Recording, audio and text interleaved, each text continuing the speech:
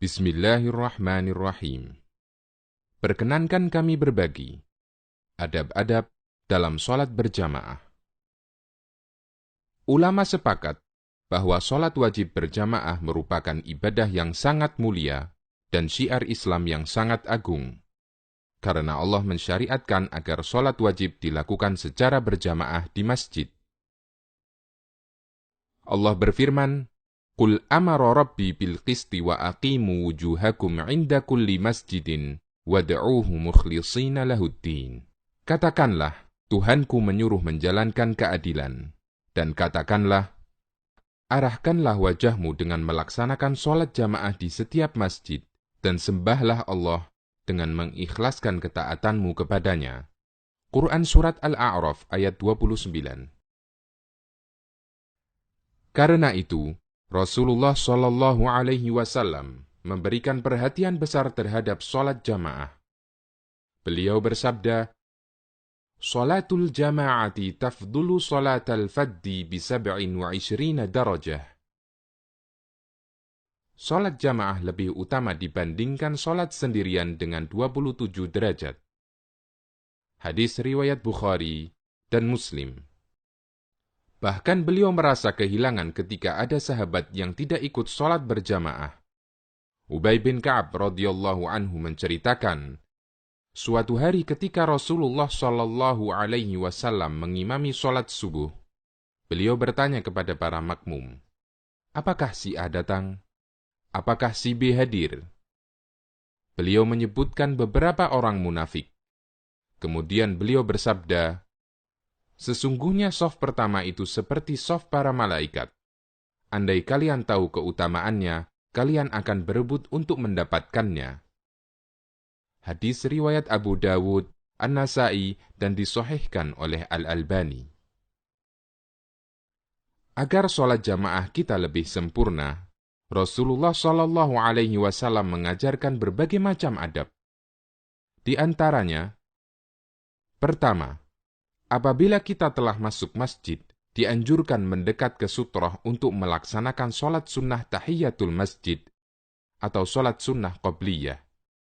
Rasulullah Shallallahu Alaihi Wasallam bersabda, "Idza dakhala ahadukumul masjida falyarka' raka'ataini qabla an yajlisa." Apabila kalian masuk masjid, lakukanlah sholat 2 rakaat sebelum duduk. Hadis riwayat Bukhari dan Muslim. Kedua, jika waktu iqamah masih lama, duduklah dengan tenang menghadap kiblat dan perbanyak membaca doa, karena doa antara adzan dan iqamah tidak tertolak. Rasulullah Shallallahu Alaihi Wasallam bersabda, "La yuraddu du'a'u bainal adzani wal iqamah." Doa antara adzan dan iqamah tidak ditolak. Hadis riwayat Abu Dawud, Tirmidzi, dan disahihkan oleh Al-Albani. Ketiga, jika iqamah dikumandangkan, sementara Anda sedang sholat sunnah dan tidak memungkinkan untuk segera diselesaikan, maka batalkan sholat sunnah dan bergabunglah di shaf untuk melaksanakan sholat wajib. Rasulullah Shallallahu Alaihi Wasallam bersabda, "Idza uqimatis sholatu, fala sholata illa al-maktubah." Apabila iqamah telah dikumandangkan, maka tidak ada sholat kecuali sholat wajib. Hadis riwayat Muslim. Keempat, pastikan semua yang mengganggu telah Anda singkirkan, karena kita dituntut untuk khusyuk ketika sholat. Di antaranya, dengan mematikan bunyi HP. Nabi SAW bersabda, "Inna fis sholati la syughla." Sesungguhnya dalam sholat itu sudah banyak kesibukan. Hadis riwayat Bukhari dan Muslim. Orang yang sholat, dia disibukkan dengan merenungi bacaan-bacaan sholat dan gerakan-gerakannya. Karena itu, jangan sampai kesibukan dalam sholat tersebut ditambah lagi dengan kesibukan yang tidak bermanfaat. Kelima, apabila Anda mendengar bunyi HP Anda karena lupa mematikannya sebelum sholat, maka segera matikan HP Anda, meskipun sedang melaksanakan sholat. Dan gerakan semacam ini tidak membatalkan sholat, karena gerakan ini dibutuhkan. Al-Hafidh Ibnu Hajar mengatakan, dianjurkan menghilangkan segala yang mengganggu orang yang sholat dengan cara apapun, agar dapat menjaga untuk selalu khusyuk. Keenam, pastikan shaf sholat rapat dan lurus. Merapatkan dan meluruskan shaf sholat berjamaah hukumnya wajib. Imam bertanggung jawab memerintahkan makmum untuk merapatkan dan meluruskan shaf mereka.